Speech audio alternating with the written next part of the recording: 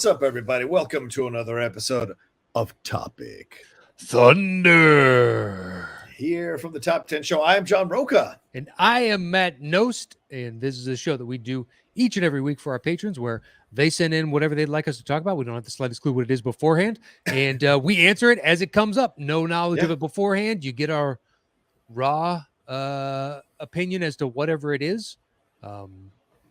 And I can't remember, is it your turn or my turn? No, it's your turn. I think it's your turn, brother. Okay. All right, let's jump right into this. Okay. So the first one comes from Tim Williams. It says, "Good day, blokes. Hope you've had a good day. Guys, with The Matrix 4 set to come out soon, it made me think of this question. What's the most disappointing movie sequel for you?" Oof. That does not have to mean it was a bad movie. You may even enjoy it quite a bit, but it still disappointed you. For me, it was The Dark Knight Rises. I don't think I have ever been so hyped for a movie ever, and the disappointment is partly my fault for my high expectations. I do enjoy it, but when I do think about Dark Knight Rises, disappointment does come to mind. Like your favorite team not winning, but wanting them to so bad. Stay safe, blokes. Hooroo! Timothy R. Williams. And not coming with making fun of my amazing Australian accent that numerous people reached out and was like, dude, I thought you were from a couple blocks from my house. Wow. Like, this was nothing short of amazing. And I was like, thank you. I appreciate that. Do you Which remember speaking of Australian, there's a show that you might like called The Newsreader. Oh, okay. All right. It's about 1980s Australia and a news station there and just the dynamics. But the female lead is the woman from Mindhunter, I believe. Oh shit! Where's that show? Is it on Netflix or Amazon? We found it online. I'll have to look through, but it's called The Newsreader. You can find it. Gotcha. You might like it. We're about to finish Rosehaven. The last episode aired as we're recording this last night. What English show is that? That's an Australian show. We found it using that Movies 123 episode website, which I don't recommend you do. I'm not in any way saying you should go there because there are multiple pop-ups that can be irritating, but you can find quite a lot of international content on those numerous sites. If you're a PC person, be careful. It can put viruses on your computer, so be very aware of that. But for Mac, it works. And I'll find all kinds of stuff from all over the globe on there, or Daily Motion is another one that I use sometimes. But certainly Movies 123, whatever it is, Google it. And Rosehaven is this fun Australian show with these two actors, Luke Montgomery and Celia Pakula, who are very funny. And they're essentially kind of like these adult children who haven't grown up, kind of. And they're the main guy's mom runs a real estate agency. Okay. And they kind of deal with running a real estate agency in a small town or small area of Tasmania there. And the small area is called Rosehaven. So, gotcha. But it's very funny and slice of life type show. Only 8 episodes, half an hour each episode, really 27 minutes per episode. But it's funny. And it's just like it's like Parks and Rec kind of vibe. And I dug it. So Interesting. So they wrapped up the series last night fully, and we can't wait to get back to our house so that we can watch it when we get back to San Diego. Yeah, good. Got to get that streaming stuff going up in Brentwood, baby. If you're going to be here. I don't know what we're going to do, so I don't know yet how to, we brought up the Roku, but it is not working in the way we thought. So we're going to try it some more tonight, see if we can figure it out. But anyway, so disappointing sequels. Yeah, Timothy asking about disappointing sequels. I mean, you mentioned Matrix 4. How can you not mention Revolutions and Reloaded? I think Rocky 5 was a phenomenally depressing sequel, and Godfather Part 3. Those are the first two that stand out to me. Even the new Coda cut or whatever, Sophia is still in the fucking movie. Some of the storylines that are completely unbelievable are in the fucking movie. So it doesn't save it. It's still a bad movie, Godfather 3. Okay. And so is Rocky 5. I was hyped up. I mean, after Rocky 4, and you're like, they're going to deal with, like, go back and watch that Rocky 5 trailer. That was a fucking good trailer. You're like, they're going to deal with brain damage? Holy shit. This is going to be so interesting to see, like, a hero going through this. Like, what does it mean? What are they going to talk about? And then your Godfather 3 after Godfather Part 2, you're like, oh my God, they're coming back after what, 18 years of not having done anything. What's happened to the family? Is Michael like a full-on evil son of a bitch? Like, what is it here? And both of them fell flat on their fucking faces, man. What are you gonna do though, you know? Make a better film. That's what you're gonna do. While true. Especially Godfather 3 coming back after all these years. It's I'm not sure that one. Matrix makes sense. This is part of the series, and the others where it's like Godfather 3 you didn't need to have. The first one when I was reading this, the first thing that came to mind was Ant-Man and Wasp. Most people enjoyed that, but I did not like that sequel at all. I was bored out of my skull by the end of it. Wow. Yeah, most people thought it was great. It's like, nah, I did not enjoy it. Okay. But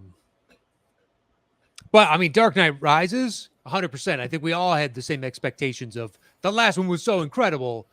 Yeah. The third one was very disappointing for me, but some people find quite a bit of enjoyment out of it. I like it. I like it. I know. Right. It's not The Dark Knight. And that's a tough film to follow up on, man. It really is. But I think Anne Hathaway's fantastic as Catwoman in the movie. I like some of what Tom Hardy is doing in the movie. I just think there are certain moments where you can tell Nolan is out of ideas on what to do with this franchise. Like he kind of blew his wad in The Dark Knight. Mm-hmm. And that whole Robin, Joseph Gordon-Levitt storyline, it really just doesn't resonate with me the way it should and the way he probably wanted it to. So I think if they didn't even have that storyline, it was just more focused on Bane and Gotham and Catwoman, that would have been more than enough, I think. And because that opening plane sequence is fucking incredible. It's just the problem the rest of the movie doesn't live up to that. So it kind of suffers a little bit as it goes along. Yeah. I mean,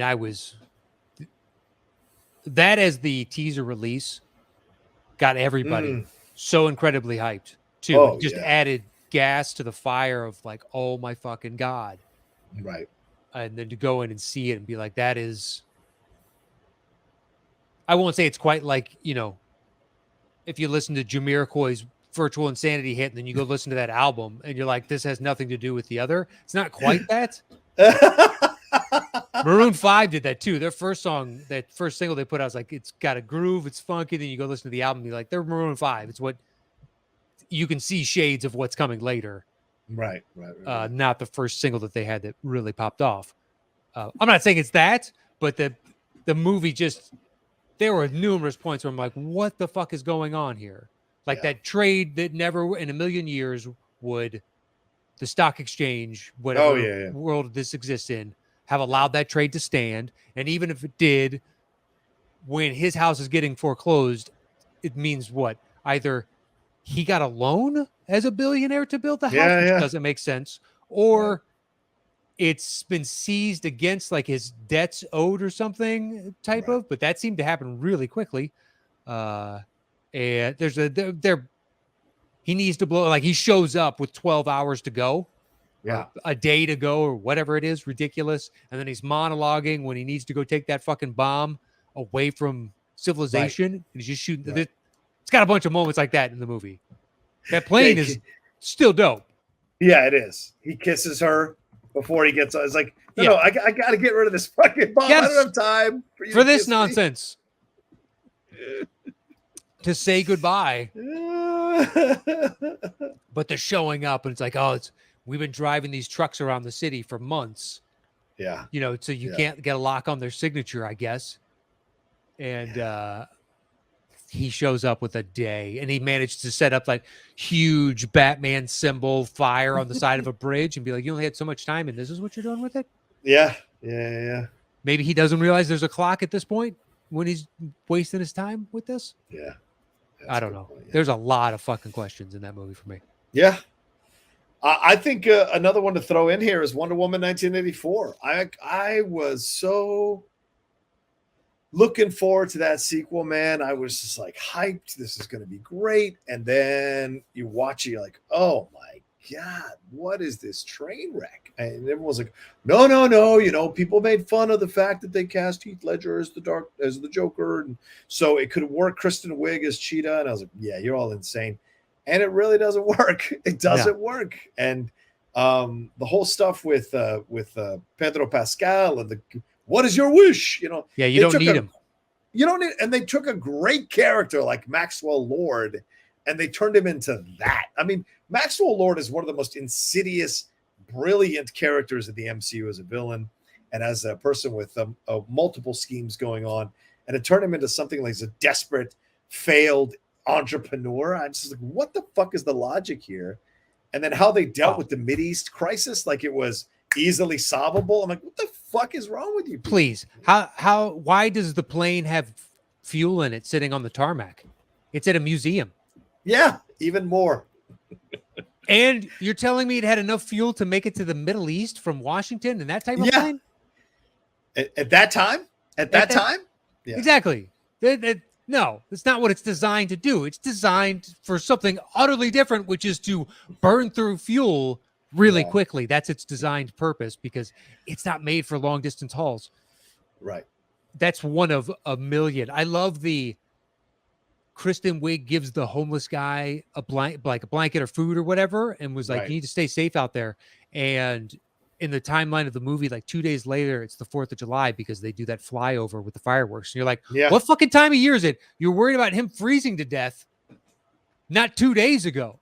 It's fucking July, isn't it? I mean, I've lived in that part of the country. Pretty sure July is warm at night. Like it is warm at night. Yeah. You're not going to die from hypothermia, so you don't have to worry about this guy. Alone. Yeah. Yes, precisely. Yeah. There's so many, and the I will say the balls on Patty Jenkins to be like, movies are meant to be like, streaming devalues the movie's experience and be like, the last movie you put out, I'm glad I streamed. I'm glad I didn't have to go to a fucking theater to watch that train wreck of a movie. Yeah, dude. I mean, like, people complaining, I get it because it affects their bottom line, and these directors want to make it. It does. I totally get it. Black Widow suing. It's like, I think she has a point here. Oh, absolutely. Yeah, and already Disney announced yesterday that they're going. I think Bob Chapek announced that they're going to reevaluate these contracts in light of Scarlett Johansson's lawsuit. They have to. Don't fuck with Scarlett, man. Scarlett is she represents all the top flight talent you want to retain if you're going to make these movies. So if you fuck her over, it's like the franchise that does wrong by their players and be like, well, eventually players don't want to get drafted by them or go there or exactly. Screws you in the end, and you are a team, so you need to be a good coach or GM or whatever. Yeah, agreed. She'll be. What about Matt Nost, Indiana Jones and the Kingdom of the Crystal Skull? It's terrible. Much were you looking forward to it, though, after Henry Jones Sr. in Last Crusade? While true, leading up to it and be like, dude, Harrison Ford is so old at this point. True, very true. And I'm not saying, like, I'm not making fun of him. I'm just... You're an old man doing these stunts. I'm so excited to see you on screen, but my expectation level was nowhere near like Dark Knight Rises or potentially Godfather 3, although I wasn't part of the hype that led up to that. You know what I mean? Mm-hmm. It was my parents and people that are older than me that had experienced 1 and 2. Right. But I imagine if I was of that age, Godfather 3 would exist in that, whereas Indy's like, he's an old man. Let's just enjoy the train wreck that we ended up seeing as best we can. I know what you mean, though. I want it to be really good, but I had tempered expectations. Yeah. Just like I do with Matrix 4. If it is what I'm unfortunately assuming it is going to be, I won't be disappointed. Be like, it's what I expected. Yeah. Right. So. Yeah, but I saw the trap that you were trying to lay for me. Next time, throw some grass and leaves on that bear trap instead of just laying it out at the feet of your intended prey. Good try, though. What about this? That is one of your favorite movies. Be like, you're wrong, not wrong. Indy could be. It's in the argument for my favorite series. I know somebody might say Independence Day Resurgence, but I didn't mind that movie. So Okay. I don't know. I get what people not liking expectation it. levels do you have for Exactly. Some people turn Independence Day into fucking Citizen Kane. I was like, it's a fun action movie. It is not the second coming of action movies in any way, shape, or form. We got an Apple laptop to somehow cross-platform with alien technology, when I wouldn't be surprised at that time you couldn't get an Apple and a PC to talk to one another. Yeah, that's true. But like somehow, by hooking up a bunch of different cables, and they wouldn't be able to through another network or something. But so true. So true. Yeah, it's fucking Independence Day. It's made. It was made to watch things blow up during the summer. Yeah. What the hell? It's people were so like, I remember being at Collider and Perry was like so down. It was like, she was so like, what the fuck? They ruined this franchise. I'm like, are you kidding me right Ruined? now? It's like, what? Yeah, so. Well, no, I wouldn't say that. Would you say no? I wouldn't say Batman and Robin. No. I would no. Because Schumacher was already taken at camp. Yeah. Yeah. And you have the 60s stuff, and superhero films weren't what they are today. So it's not crazy outlandish that it could have gone there. If that came out today, yes. Yeah, right. If they had built, and say the fourth Batman was Val Kilmer's, like the fourth in the Dark Knight, they go that direction. So it's a little campier. And then by the fifth one, they get to the Schwarzenegger level with Uma Thurman and whatnot. Right. In today's world, I think that would be bonkers. What about Anchorman Part 2? Was that? I still haven't seen it all the way through. Oh, okay. Right. I don't want to. Yeah, that's. I think the first one it's a classic for me. So good. Yeah, so good. Like Dumb and Dumber 2, or Dumb and Dumber 2. I have not seen. I will not watch a second of, because I think the first one is pretty flawless for me. Me. Humor is subjective, and if you're like, dude, if you don't like Jim Carrey and then Jeff Daniels going over the top as well, you're gonna fucking hate this movie. Yeah. So I don't need to see. When one of my friends who has the same type of appreciation for the movie saw it in the theater and texted me to warn me, he's like, don't. I would do the Perry, they ruined the scene. I would never feel like that, but I just don't want to see a devaluation of the characters. Yeah, that's fair. Yeah. Okay. Anything more on this one, or should we move on? No, I think that's enough for one. Right. But great question, Tim. Absolutely. You've got another one, Tim, but we'll skip over it because we like to not have the same people. Yeah. And by the way, ladies and gentlemen, if you're listening right now or watching this right now, if you're a $5 and above patron, send in your questions, thoughts, and comments. We like to have a lot of them, so send them in, for God's sakes. All right, Charles Clark is here, one of the greatest voices in our fandom. Hello, Matt and John. By the time this email makes it to the top of the queue, the Many Saints of Newark will likely be out or close to it. Well, he's right. It comes out in just a week or two. If it's successful, we may see other origin stories for other HBO characters. Are there any you would like to see? For me, being a huge fan of The Wire, an Avon Barksdale origin story would be fascinating. Also, getting a look at a young Cedric Daniels, now he became who he was in the first season. As always, I hope both of you and all the people listening are doing well and staying safe. Chuck Clark, hashtag Let's Go Mountaineers. Matt, what do you got there? See, I think if you're going origin from Wire, give me Omar. Yeah, of course. Give me and with the unfortunate passing of Mr. Williams. Yeah. Like, you could build it into the character. He got that scar on some like early stick up type of thing, and maybe turned him into Omar, or gave him the code of morality. That's why he was so feared and whatnot. But he only robbed other drug dealers. But I would take Omar would be my number one by a mile, to be perfectly honest, because we already got kind of a Barksdale. A little bit. We see that he's already at the rise, but we get a lot of his stories. I don't That's necessarily want to see more Barksdale, although it'd be interesting as shit. But I understand what you're doing with the Gandolfini going younger and the Saints of Newark. Right. Or the Many Saints of Newark. I will be interested to see if this is any good. I saw it. Not good? Here's what I'll say. He's not his father. Twist. No, here's what I'll say. If you're a diehard Sopranos fan, you're probably going to enjoy it. But if you're looking to see a film that has these interesting storylines that are truly fleshed out and explored and all this kind of stuff, you're going to be disappointed. And the actor playing, he is not in it as much as you think. I didn't think so, because the trailers kept focusing on his Junior. Is that not Junior? Junior, right? Oh, the bald guy with the glass. That's Corey Stoll. No. His uncle, Uncle June. Oh, that's Dickie Moltisanti. That's Dickie Moltisanti. No, that's Christopher's dad. That's who the lead of the film is. Alessandro Nivola. Oh, he's playing Christopher's he's playing dad. Chris's dad. Chris's dad, yeah, Moltisanti. Okay, yeah, I thought it was Uncle June for some reason. No, Junior's in it, but Corey Stoll plays Uncle Junior. Okay, and Vera Farmiga's playing his mom, Livia, I think. But the kid is not in it as much as you think, and the storyline really focuses on Dickie. And yes, Tony is a part of the Dickie storyline, but this is not the birth of Tony Soprano in any way, shape, or form. And I think that's where the film is a real disappointment. Throws people off the scent. Yeah, well, knowing that, usually I don't want to know anything, but knowing that might actually, I go into it with better expectations. Yeah.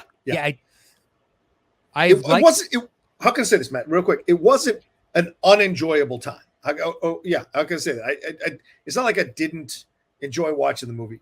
I watched the movie. To me, it's like a longer episode from one of the later seasons in the show. It was still nice to watch it. I just was left supremely disappointed from what they pitched versus what they showed it. Yeah. Exactly. Sorry, go ahead, man. Sorry.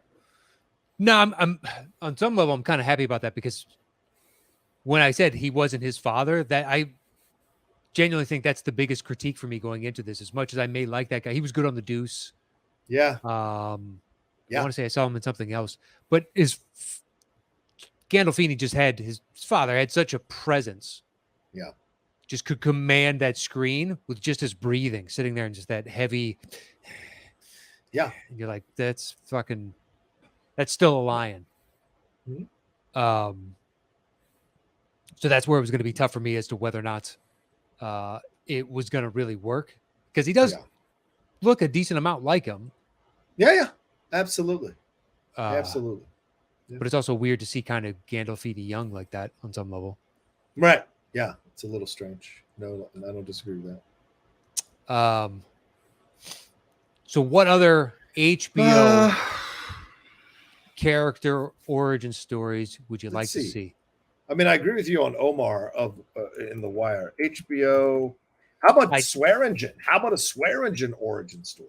That's like a great call. Right? How did Swearingen get to the position that he got? Yeah, in Chicago, maybe before he has to flee Chicago because of the murders he committed there, and then he goes out to, and it closes on him and Dan cutting down the wood to make Deadwood, because they said in the series, do you remember when we were up to, because Dan wonders about his place because of what's his name, Titus Welliver, I can't remember the character's name, I'm blanking on it, comes in, and Dan is concerned he's no longer the number 2. Right. That I would love that. I'd watch the living shit out of that. Yeah, that's an excellent choice. I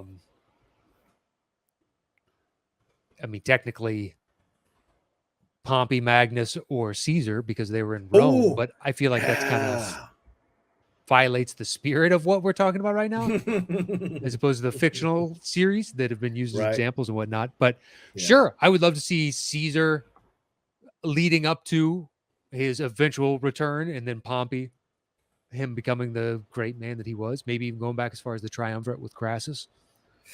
Oh yeah, Crassus, that's right. He was a prick, man. The more you read about him and shit. So he was the wealthiest man in Rome, and everybody owed him money by and large. But one of his businesses, so Rome didn't have a fire department. Crassus had his own private firemen. So if a fire broke out, he would drive his guys, or his guys would drive to your house, and they would offer to buy your place at pennies on the dollar. And if you refused, they would just let it burn down. Wow. And they would move to the neighbor's house and be like, look, his house is on fire. Yours is about to be on fire. We'll buy it for pennies. And they ended up just owning tons of real estate. And Jesus Christ. Yeah, on top of all the money he owned and everything else. But yeah, I read that and I was like, oh my fucking... They didn't have a fire... For as advanced as that civilization was, there's no fire department and there were no police force in Rome itself. That is horrific, dude. Yes. But the fire department, so that's how he made a bunch of his money. He's like, what a prick. No wonder you were the most... It's one thing, everybody hates the money lender. Right. But when this is one of the ways you got the money, well, there's a reason you weren't their favorite. Jesus, I didn't know that. Dude, that is ugly. That is ugly. Well, yeah, I would take any of that. But I think Swearingen, you hit the nail on the head. I would watch that over and over and over and over again. And I wish we could go back and pitch Ian McShane from his early soap days back on fucking British television. Be like, let's get you out of this and go into this other thing. Like Lovejoy, get him out of Lovejoy. Get him out of Lovejoy, yeah. But he needs to be roughly that age, a little bit younger. Yeah. Because I think it's only McShane for me. I don't ever want to see that character done again, but I doubt it will. It's not like Deadwood has that big a pull. What about Veep? Like the young Selena Kyle as she's coming up through the Senate, through being a representative. That could be interesting, don't you think? Who's got the comedic chops to pull off that cast? That cast is so well, organized. Everybody knows their role so well. Yeah. I mean, if they could pull it off, I would watch every second of it. Right. I think that one's tougher as opposed to an Avon or an Omar or potentially a Swearingen. Yeah. That could be interesting. A young Seneca. Could be. Redo Game of Thrones. Or go back and do a young... Well, what about Jamie and Cersei? Jamie and Cersei, like a young... Well, Cersei's husband, whose name I'm blanking on, but how he rose to power. Oh, Robert Baratheon. Yeah, right. Right. Yeah, because then you'd have Sean Bean, a young Sean Bean, and they're out on campaign together and how they solidified their bond and brotherhood. Right. And they had a flashback scene with the young version of Sean Bean in the later seasons. Oh, and that tower. Right, the tower scene. Thing. Yes.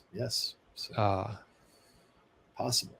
Yeah, I could definitely watch that. What other HBO show? I'm trying to... Arliss. I'd love to see a young Arliss. One of the worst shows in HBO's history by a mile. Oh God, Arliss sucks my nuts, man. So it was terrible. No offense to Robert. Look, you gotta make it in this business. Oh, plenty of offense. Okay, fine. He's good in other spots, but this was like all his baby, and I hated it. Oh, it was terrible. And we're sports fans. This is for us. And sports comedy. Yeah, they're throwing some boobs every once and again. It's like this should be right on par with everything I love. And no, it's not. It's not good at all. What about? You got a list of HBO shows? Yeah, I'm looking at them right now. Is there? What about a young Nucky Thompson from Boardwalk Empire? Any desire to see him coming up the? I don't. Do you? Okay. All right. Yeah. Fair. I would take the others. Go young Capone. Oh, young Capone would be fun. But you kind of get young Capone as he builds anyway, because he's not in charge when we get introduced to him. He's still right. Is it Torrio is the boss of the Italian side of the crime fight? Because you still have O'Banions or O'Bannons or whatever it is on the other side of town, and those are the two rival, criminal factions in Chicago. Do you watch Succession? What about a younger? Oh, I love Succession. Sure, Brian Cox, a young. Dude, I'm geeked for. Dude, you got to watch it, man. Go back to it. I know. August 17th or whatever it is right around the block, and I've been looking forward to that show all year. I can't wait for it to come back. I have no doubt that I'm going to enjoy it. Like zero doubt. Yeah, I'm gonna have to watch it at some point. I have to make a point of it. What other? Young Pope, Rome, Sharp Objects, Silicon Valley. I don't want to see young versions of those guys. Boardwalk, Band of Brothers. Well, that was a series or a one-off. His Dark, no. Sex and the City, no. They tried that. They tried a young Carrie. It fell flat on its face. True Detective. Anything there? Were Woody and McConaughey already a duo? I forget because I seen the first season a long time ago. Yeah, they were. they're already, so maybe something with them in the past. That's possible. Well, at least they were partners in that, because it's told through flashback, but I can't remember if they were assigned from like different departments and or they were already partners. That's a good question. I don't remember. Right. What about a Young Kenny Powers series in fucking high school? That would definitely work. Through college, when he's like unless he got drafted. It seems like he'd be more accurate. He was drafted straight out of college. Yeah. Or at least the way the character, how brash he is. Dude, a Young Kenny Powers, that's money. Just make him the John Rocker story. That's right. So, I mean, that's what he is in essence. Yeah. From the Braves, yeah. Yeah, so it's just like he has a meltdown like that. And he says, I can't remember what he says about the C train or something in New York, but it was either anti-AIDS or anti-gay or something. Yeah. But it was bigoted in some fashion. It was rough, is what it was. Yeah. Oh. So Kenny Powers says something stupid like that. That could definitely work. All right. Well, there we go. We should cut it there, man. We're at 31 minutes. Thank you all so much for these questions, Tim Williams and Chuck Clark. You guys are awesome. We appreciate it madly. Don't forget, we have a main show. For those of you who just enjoy these Topic Thunders and don't know, we have a main show. We have a main show as well. It usually drops Mondays at 12 a.m. or Tuesday midnight for you all to Monday at midnight, rather, for you all to enjoy a new list every week. Matt, what do we have to say? Our thanks to everybody that supports us over at patreon.com/the top 10 with the number 10. Yes. And those that sent in, we only got through 2 today, but please, the email address is listed over there. So jump in. We'd love to get more of your topics and ideas. It's always fun and interesting to see where you guys are at. I like that in this one, he correctly prognosticated. This will be probably, you won't get to it for about a month. But it ebbs and flows. Sometimes we get backlogged with just so many of these, and then other times we actually get through quite a bit in a short span. So please keep sending them in, and we'd love to have them. And you can follow the show at Top 10 Show on Twitter and on Instagram and YouTube. It is /the Top 10 Podcast with the number 10, and me at Matt Nost. Yeah, you can follow me at The Roca Says on Twitter and on Instagram. And that's it from us. Y'all take care of yourselves, be well, and we'll talk to you next time with another brand new episode of Topic Thunder.